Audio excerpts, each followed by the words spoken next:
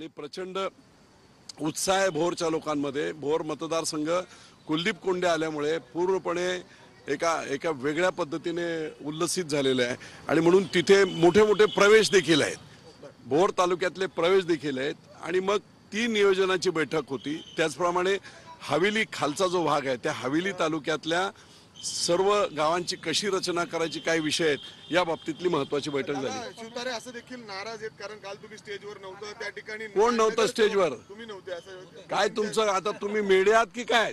Hello, मी पंतप्रधान महोदय त्यांच्या बाजूला मुख्यमंत्र्यांच्या बाजूला अजितदादा, दोन उमेदवार आणि मी स्टेजवर फ्रंट लाईनला होतो। तर मीडियाने ते पाहिलं नसेल तर दुर्दैव आहे। देवेंद्र फडणवीसांची सुद्धा सभेचं नियोजन केलेलं आहे का? 3 तारखेला फुरसुंगीमध्ये फक्त वेळ आता मला माहित पडेल। 3 तारखेला फुरसुंगीमध्ये देखील आहे। अमित शहा आणि काय नितीन गडकरींची सभा? नितीन गडकरींची सभा कदाचित वाघोली आणि वारजे या 2 ठिकाणी।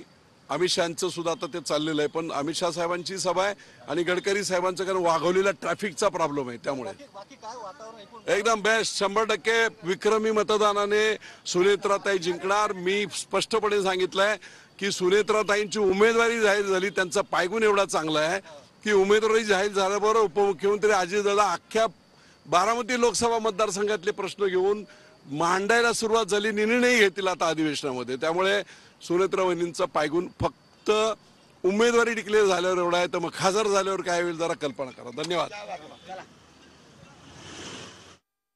तर विजय शिवतारेंनी अजित पवार यांची भेट घेतलेली आहे। मोदींच्या पुण्यामधल्या सभेमध्ये मी व्यासपीठावर पहिल्या रांगेमध्ये बसलेलो होतो असं सुद्धा त्यांनी या ठिकाणी नमूद केलेलं आहे।